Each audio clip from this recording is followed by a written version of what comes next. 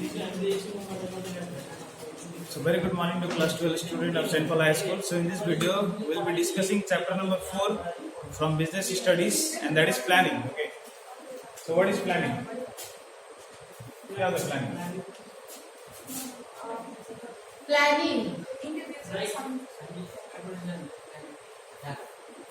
Before doing any activity,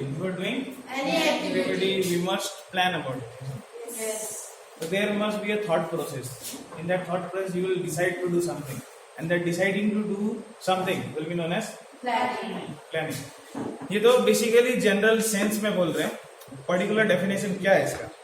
planning is a deciding in advance what is to be done. Planning is deciding in advance what is to be done. आप क्या करने वाले हो पहले ही decide कर रहे हो, वही होता है प्लानिंग. इसके बाद हम बात करते हैं features of planning. Okay, in planning what are the features आते हैं. देखो एग्जाम में आपको फीचर्स पढ़ के जाना है. फीचर्स अगर आपको अच्छे से समझा हुआ है, आप उसका एडवांटेज भी लिख सकते हो, डिसएडवांटेज भी वहीं से लिख सकते हो. ठीक है. So I will be discussing only features. Features अच्छे समझे और एडवांटेज डिसएडवांटेज अगर आपके पास बुक है घर में जाके पढ़ लीजिए. Number 1, intellectual activity. Planning is an intellectual activity. Now we are talking about features.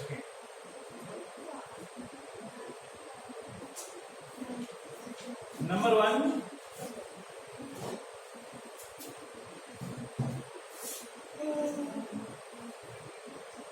intellectual. बोलने का मतलब क्या बोलते हैं? Intellectual activity. इंटेलेक्चुअल एक्टिविटी मतलब क्या? इंटेलेक्चुअल मतलब क्या? इंटेलेक्चुअल बेसिकली इंटेलेक्चुअल लोग उसे कहते हैं जो बहुत कोई भी काम करने से पहले बहुत सोचता है, विचार करता है, वो काम करो ना करो, वो काम से बेनिफिट मुझे होगा या नहीं होगा, लॉस क्या क्या होने वाला है और सर्कमस्टेंसेस क्या क्या नहीं. तो उन सारे लोग को बोलते हैं इंटेलेक्चुअल पीपल. इंटेलेक्चुअल यहाँ बोले इंटेलेक्चुअल एक्टिविटी बोलते हैं because in planning you have to think about so many things. Either the activity will going to benefit the business, or either that activity will not going to give any kind of benefit that you are thinking it will going to give benefit. आपको तो लग रहा है ना benefit मिल सकता है, आपको लग रहा है. आप पहली बार प्लानिंग कर रहे हैं, आप सोच रहे हो मैंने ऐसे प्लान किया, इससे तो बिजनेस रातों रात में पैसा डबल, रातों रात में बिजनेस में पैसा ऐसा डबल नहीं होता. ठीक है. तो इसीलिए हमें सोचना पड़ता है, इसीलिए वो गहरा सोचना पड़ेगा. हमें गहरा सोचना मतलब बहुत सोचते रहना नहीं, थॉट प्रोसेस से सोचना पड़ेगा. ठीक है. तभी हमें पता चलेगा जो हम प्लानिंग कर रहे हैं वो एक्चुअली बिजनेस के लिए बेनिफिशियल है या नहीं. Number 2, primary function of management. Primary function of management बोल रहे हैं. क्या बोल रहे हैं? Primary function of management. You will see whatever the management we are going to do, for that we have to plan first. सबसे पहला step क्या होता है? क्योंकि प्लानिंग ही नहीं करेगा तो भागेगा. और प्लानिंग के बाद आपको because is there step planning, organizing, staffing, directing, controlling. Planning ही नहीं किया तो बाकी स्टेप होगा. इसीलिए इसको क्या बोलते हैं? प्राइमरी फंक्शन क्या कहा जाता है. Number third is goal oriented process. क्या है?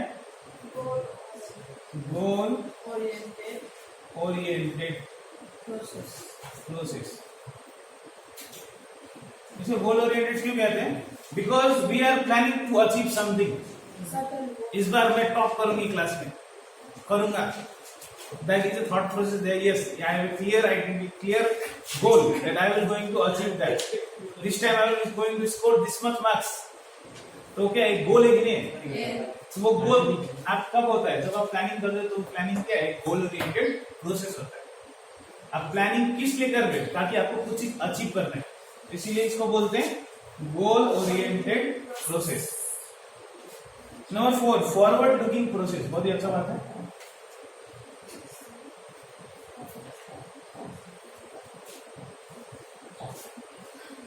Forward looking process because you see what you are planning for future, not for present. आपको तो प्लानिंग करना है क्योंकि आज के लिए कर रहे हो. आप कर रहे हो मुझे क्या क्या करोगे तुम. हाँ, मैं टॉप करूंगा तो टॉप ऐसे हो जाएगा. यू विल प्लान ना You will plan what? Daily I will going to study this much hour, this much hour, this much hour. वो क्या आज से क्या अब भी करने वाले हो? वो आप करने वाले हो इन फ्यूचर, ऐसा करके मैं एग्जाम में टॉप कर लूँ। तो वैसे बिजनेस भी जो भी कर रहा है, जो भी एक्टिविटी डिजाइन करता है, उसको एक प्रोसेस में बांट देता है। वो उस प्रोसेस में वो बांटता है कि इस हफ्ते में हम लोग कितना कौन कौन सा एक्टिविटी करेंगे, इस हफ्ते में कौन कौन सा एक्टिविटी करेंगे। इसीलिए इसको कहा जाता है forward looking process. Till here, any doubt if you have? No doubt, sir. Clear.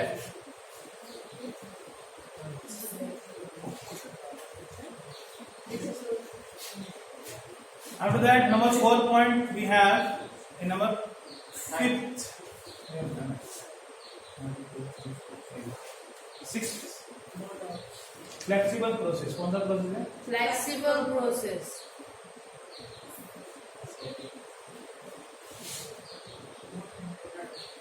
Flexible process समझ में नहीं आएगा। फ्लेक्सिबल प्रोसेस क्यों बोल रहे हैं? Because you see in planning we don't plan for a particular thing in a one way, we think it that it can be done in a several ways, क्योंकि एक ही चीज करने का बहुत सारा तरीका हो सकता है।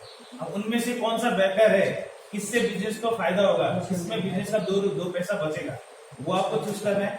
अगर वो फेल हो जा रहा है तो आप बैकअप प्लान में लेके चलता है। ऐसा नहीं है कि कोई बैकअप प्लान नहीं हो, there should be a backup plan. अगर फेल हो जाता है तो क्या हो जाएगा, उसको आपको बैकअप प्लान तब काम आएगा, आप उसको ओवरकम करेंगे, उस सिचुएशन को हैंडल करेंगे।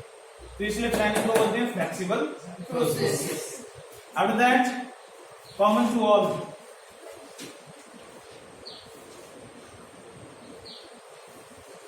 कॉमन टू ऑल बोलने का मतलब है आप ये प्लानिंग कर रहे हो, ये प्लानिंग सिर्फ बिजनेस के लिए नहीं हो रहा है, सारे डिपार्टमेंट सबके लिए आप कर रहे हो planning.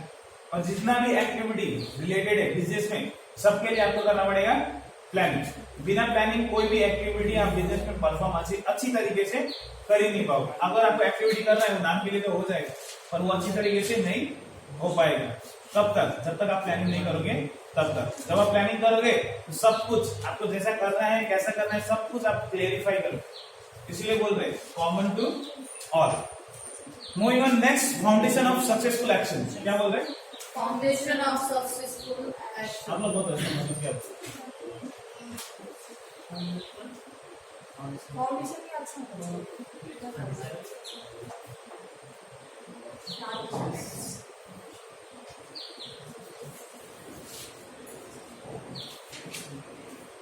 Foundation of successful action बोलने का मतलब क्या है? देखो, आपको जो अचीव होगा, आपको जो गोल अचीव होगा, वो अचीव होगा या नहीं होगा, ये कौन डिसाइड करेगा? हम लोग का प्लानिंग। अगर प्लानिंग स्ट्रांग है और प्लानिंग हम लोग इफेक्टिवली अप्लाई कर पाए तो गोल तो अचीव होगा ना। अगर प्लानिंग ही इफेक्टिव, प्लानिंग तो आपने किया, उसका इम्प्लीमेंटेशन अच्छे से नहीं हुआ, ये प्लानिंग ही हमने गलत तरीके से की थी, तो गोल अचीव हो पाएगा? इसीलिए फाउंडेशन ऑफ सक्सेसफुल एक्शन होगा। Coordination and cooperation. क्या बात करें नेक्स्ट? Coordination and cooperation. बोलेंगे मतलब क्या? कोऑपरेट होना चाहिए, समय होना चाहिए।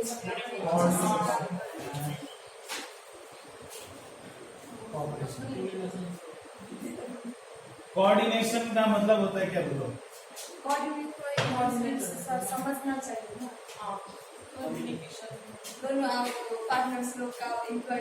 You see, when you see a game of football, there must be a coordination between the player.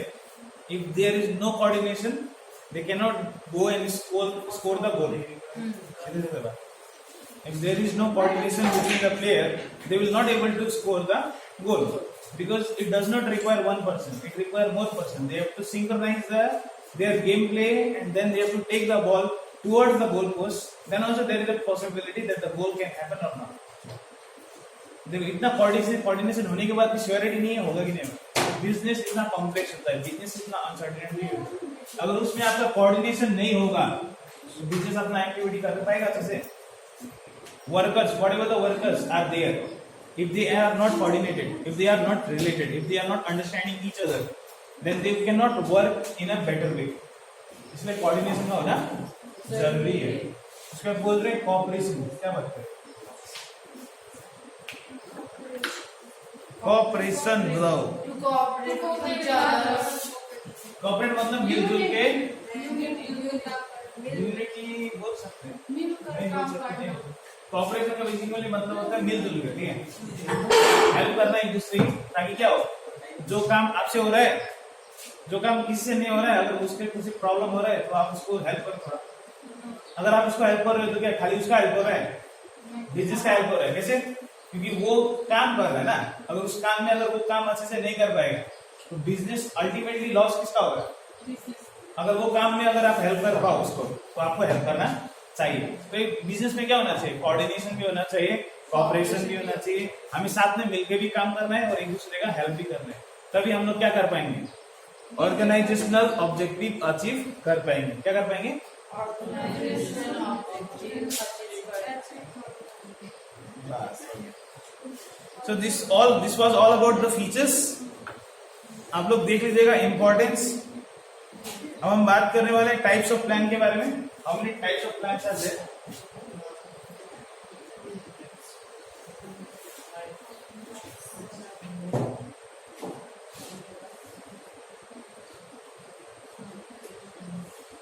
Single use,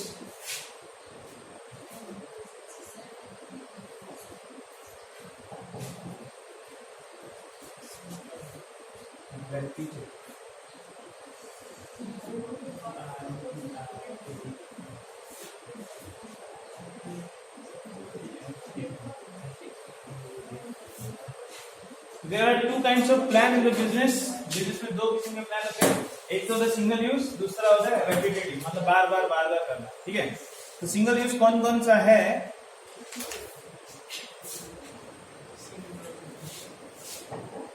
budget, क्या क्या बताऊंगा एक बार लिखने, strategy,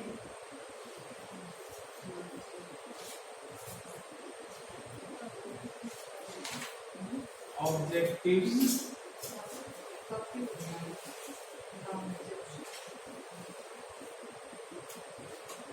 programs, policies, procedures, methods, and last one is rules। ठीक है, अब इसको समझिएगा। प्लान दो टाइप का हो सकता है, कौन सा, सिंगल यूज और रेपिटेटिव यूज। सिंगल यूज कौन सा है, बजट है, स्ट्रेटेजी है, ऑब्जेक्टिव है, प्रोग्राम है। एक करके बताता हूँ। हाँ, बजट, जैसे इंडिया का साल में एक बार बजट बनता है, साल में एक बार बजट बनता है इंडिया का। आपने सुना होगा Nirmala, finance minister, who is the finance minister of India? Tax पढ़ते हैं, आपको पता होना चाहिए। निर्मला सीतारमन कौन है अभी? निर्मला सीतारमन, ठीक है, Nirmala Sitharaman, she is the finance minister of India. She has already presented the budget। तो इस बजट में एक्चुअली क्या होता है, बजट में पता चलता है आपको किस साल इंडिया में किस किस सामान का दाम इंक्रीज करने वाला है, किस किस सामान का दाम घटने वाला है, इस साल का टैक्स रेट कितना होने वाला है, घटने वाला है, बढ़ने वाला है, किस कौन सा सामान के ऊपर टैक्स ज्यादा इम्पोज होगा और कौन सा चीज के ऊपर टैक्स कम इम्पोज होगा, मतलब कौन सा चीजों के दाम बढ़ने वाले हैं, कौन सा चीजों के दाम घटने वाले हैं, वो सब हमें कहाँ पता चलता है, बजट में पता चलता है। ये तो हम गवर्नमेंट के सेक्टर में बात करें, ठीक है। तो वैसे एक कंपनी भी बनाती है बजट, इस साल वो क्या क्या खर्चा करने वाली है, कौन से रेस्पेक्टिव में खर्चा करने वाली है, और ये एक बार करेगी कंपनी। कब करेगी, साल में एक बार करेगी, नहीं करेगी कि साल भर वो बजट ही बनाते रहे, एक बार बनाएंगे और वो साल भर देखेंगे उसके बजट के हिसाब में वो सारे खर्चे हुए या नहीं हुए, उसे कहते हैं बजट। और ये एग्जांपल देख लीजिए, जब भी कोई दुर्गा पूजा या कोई फेस्टिवल या पिकनिक होता है तो हम लोग एक एस्टिमेट नहीं करते हैं कितना खर्चा करेंगे, क्या क्या सामान खरीदेंगे, तो वो भी क्या है, one type of budget. It's also an example of one type of budget. समझ में आएगी नहीं आप लोग? किसी कुछ पूछना है? स्ट्रैटेजी क्या होता है बताओ? अगर आप पबजी खेलते हो, अगर आप फ्री फायर खेलते हो, नहीं खेलते हो, अगर आप ये भी नहीं खेलते तो भी आपको पता होना चाहिए, क्योंकि आप कैंडी क्रश तो खेलते हो।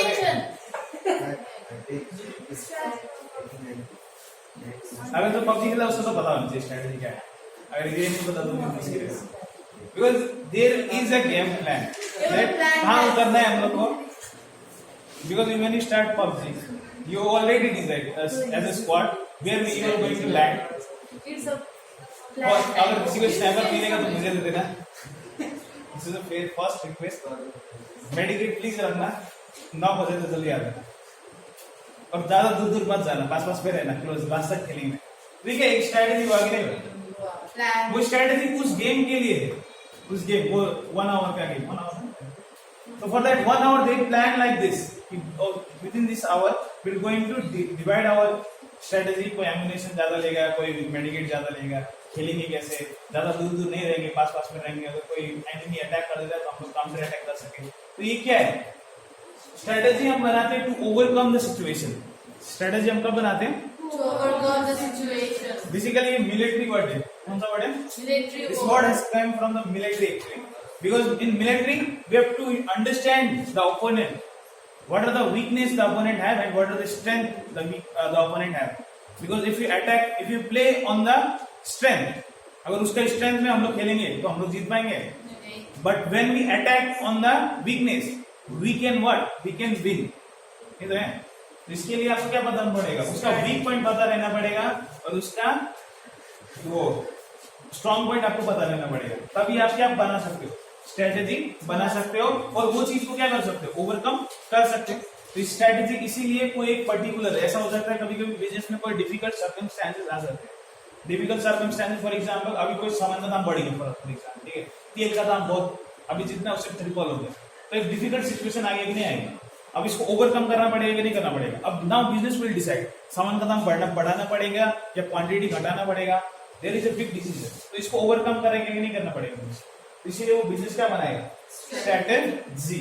क्या हर बार बनाना पड़ेगा स्ट्रेटेजी?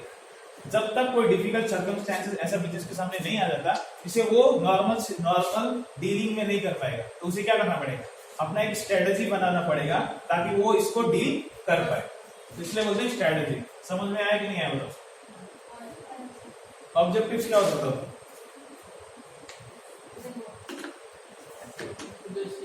Yes, nice. ऑब्जेक्टिव्स का मतलब उद्देश्य. बिजनेस एक उद्देश्य, बिजनेस का डिफरेंट ऑब्जेक्टिव्स हो सकते हैं हर एक ईयर टू ईयर. ठीक है, इस साल हमें सेल्स अच्छा करना है, इस साल हमें कस्टमर से रिलेशन अच्छा बनाना है. अगर वो अचीव हो गया तो वो अचीव हो गया. तो कोई एक पर्टिकुलर ऑब्जेक्टिव हो सकता है, मल्टीपल्स भी हो सकते हैं, पर अलग अलग हो सकते हैं ना, सिमिलर तो नहीं हो सकता. इसीलिए इसको बोलते हैं सिंगल यूज प्लान. क्या ऑब्जेक्टिव, उद्देश्य. लास्ट में प्रोग्राम. बताओ प्रोग्राम क्या हो? Program is a kind of an event, right? हर प्रोग्राम होते रहते हैं फॉर अ पर्टिकुलर चीज, for a particular thing. We organize a gathering where we celebrate और where we discuss about something. That is basically program. ऐसा program business में भी होता है ताकि हम क्या कर सकें, ताकि हम जो एम्प्लॉयज हैं उनको काम सिखा सके या एम्प्लॉयज को मोटिवेट कर सके ताकि वो अपना जॉब और अच्छे से परफॉर्म कर सके. उनका वर्कशॉप भी कराते हैं कभी कभी. बड़ा बिजनेस जो एम्प्लॉय काम कर रहा था उनका वर्कशॉप भी कराते हैं ताकि क्या करें, उन्हें और नया चीज पता चले ताकि वो और बेटर तरीके से अपना काम कर पाए. इसीलिए प्रोग्राम भी सिंगल यूज प्लान में है. ठीक है, किसी को कुछ पूछना है सिंगल यूज प्लान में पूछ सकते हैं. इसके बाद नेक्स्ट में जाएगा.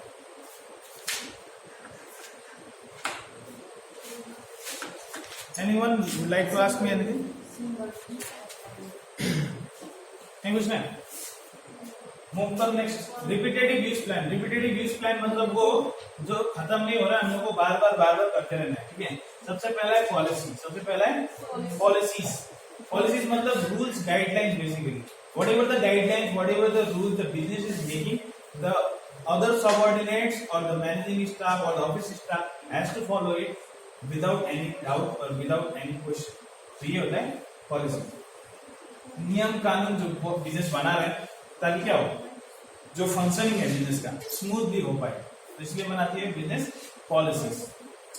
उसके बाद हम बात करते हैं प्रोसीजर्स के बारे में. बात करते हैं, क्या बात करें? प्रोसीजर्स क्या होता है?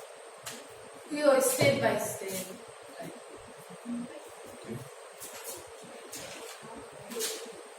प्रोसीजर मतलब जैसे कि मैगी बनाने का प्रोसीजर होता है, मैगी बनाने का प्रोसीजर होता है कि नहीं होता? जैसे प्रोसीजर फॉर मेकिंग मैगी, पहले पानी बॉईल करेंगे, पानी में तो थोड़ा वेपर आ जाएगा, उसके बाद मैगी डालो, बाद में मसाला भी डालो, 2 मिनट तक रुको, मैगी बन गया ना। तो there is a procedure for that, ये सब। वैसे बिजनेस में हर एक काम का रिलेटेड प्रोसीजर हो सकता है, छुट्टी मांगने तक का प्रोसीजर हो सकता है।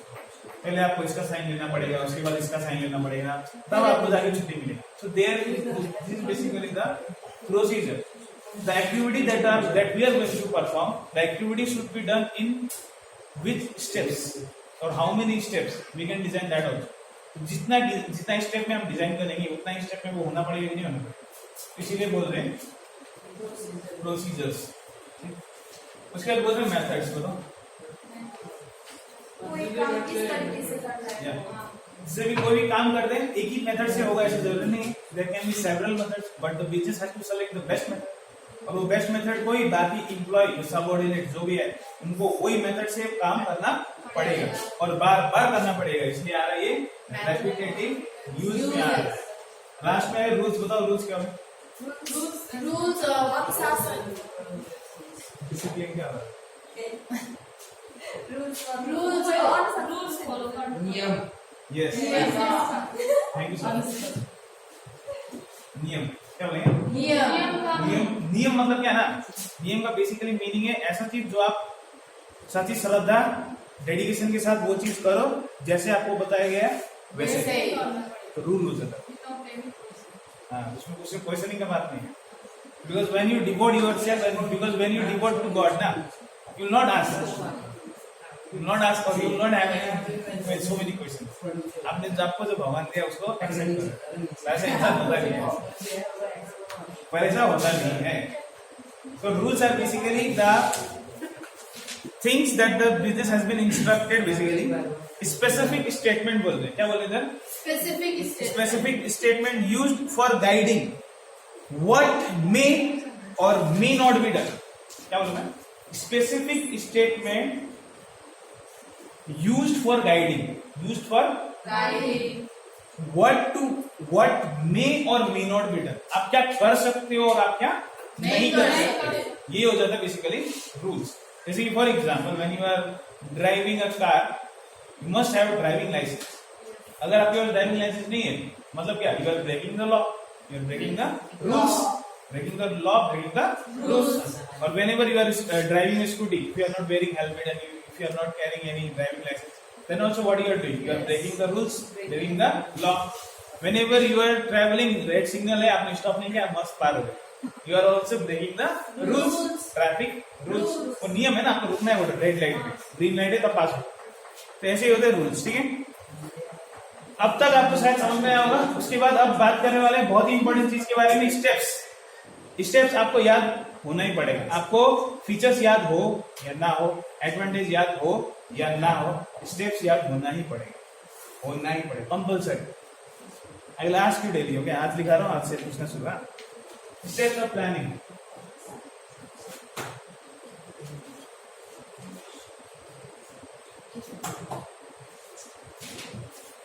जब हम प्लानिंग करते हैं तो स्टेप्स में करते हैं। सबसे पहले हम करेंगे डिटर्मिनेशन ऑफ ऑब्जेक्टिव। क्या करेंगे? Determination of objective। एम आई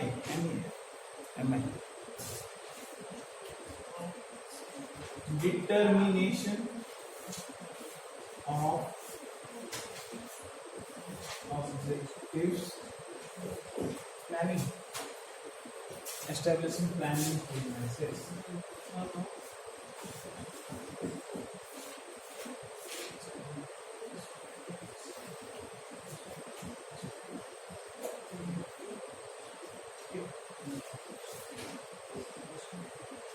Establishing planning premises,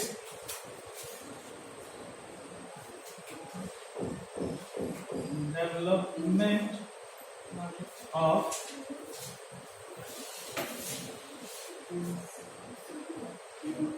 alternate course of action, selection of best course of action,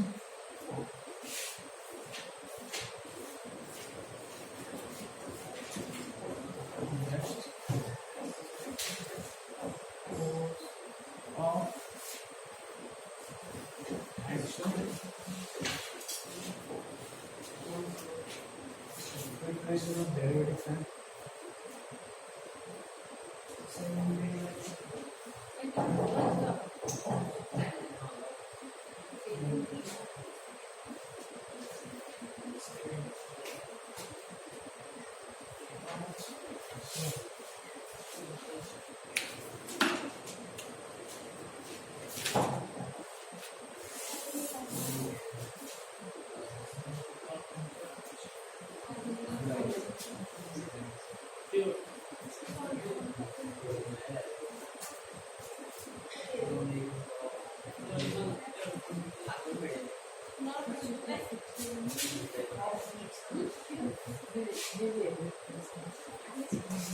Okay ना? These steps you must by heart आपको याद करना है, आपको याद करना है, आप समझ सकते हो, आप रट्टा मार सकते हो, आपका मर्जी है, आपको याद होना चाहिए। डिटर्मिनेशन ऑफ ऑब्जेक्टिव, सबसे पहले हम सोचेंगे कि हमें करना क्या है, हमें अचीव क्या करना है। तो डिटर्मिनेशन ऑफ ऑब्जेक्टिव, हम जो प्लानिंग कर रहे हैं वो किस उद्देश्य को अचीव करना है, कि किस के रेस्पेक्टिव में कर रहे हैं। Determination of objective. Second is establishing planning premises, मतलब आपने सोचा मैं कुछ करूंगा तो उसके रिलेटेड आपको सामान भी तो लाना पड़ेगा। आपने सोचा मैं खिचड़ी बना दूंगा तो खिचड़ी अपने आप बन जाएगा। You have to buy the necessary requirement for that ना, जैसे कि राइस हो गया, जो दाल जो चाहिए, मसाला जो चाहिए, वो आपको रिक्वायरमेंट वो चीज लेके आना पड़ेगा, नहीं आना पड़ेगा। इसलिए बोलते हैं एस्टैब्लिशिंग प्लानिंग प्रीमाइसेस। फिर development of alternate course of action, यहाँ हमें देखना है हमने जो प्लान किया हम उसे किस किस वे में अचीव कर सकते हैं। Development of alternate course of action, मतलब वो काम हम कितने तरीके से कर सकते हैं वो हमें देखना है। एक ही तरीका है, दो तरीका है, तीन तरीका है, कितना तरीका, वहां से हमें चुनना है best. Selection of the best course of action, उनमें से सबसे बेस्ट कौन सा, बेस्ट कौन सा कैसे पता चलेगा। कोई चीज बेस्ट है हमें कैसे पता चलेगा।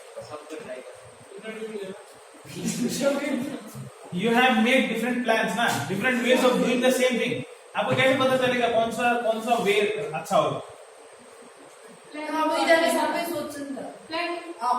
I have think and I have came to know कि मोमो बनाने का 5 तरीका, ठीक है, कितना तरीका, 5 तरीका, ठीक है, ऐसे होता नहीं है, मैं मानना है, ठीक है, कि तो मैं गैस में बना सकता हूँ, चूल्हा में बना सकता हूँ, कि तो मैं इलेक्ट्रिक में बना सकता हूँ, ये 3 तरीके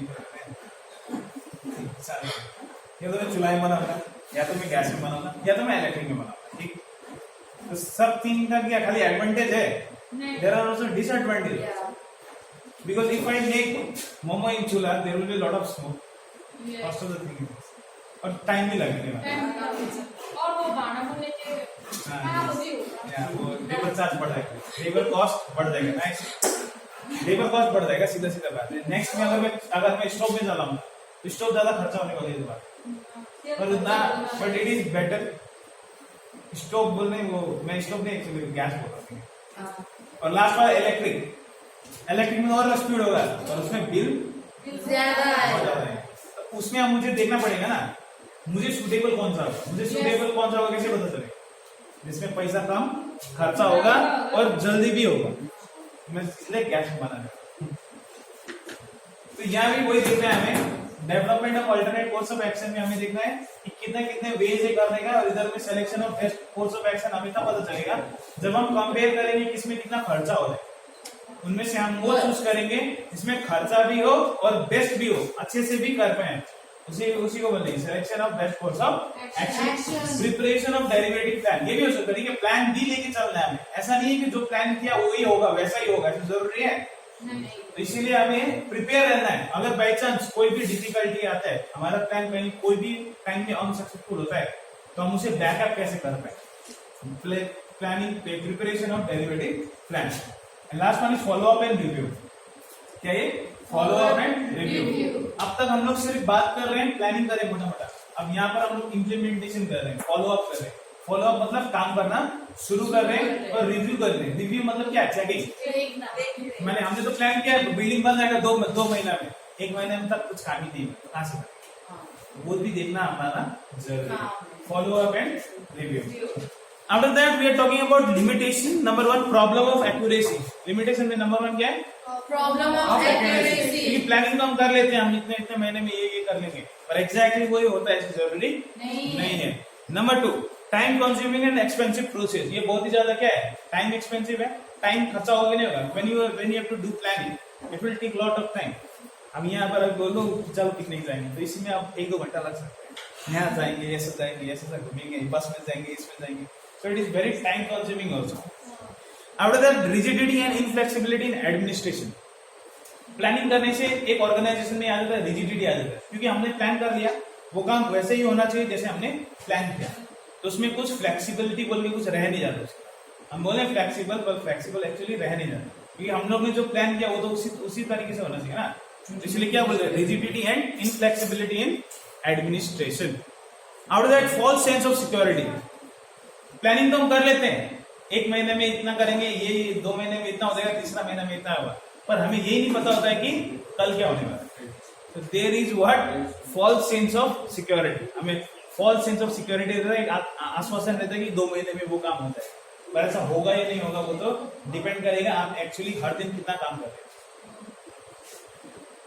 रैपिडिटी ऑफ चेंज, क्या बोल रहे हैं, रैपिडिटी ऑफ चेंज। अगर चेंज ज्यादा रेस्पेक्टिव में आ रहा है तो हमारा प्लानिंग जो क्या है वो कोई भी काम का नहीं रह जाता, ठीक है।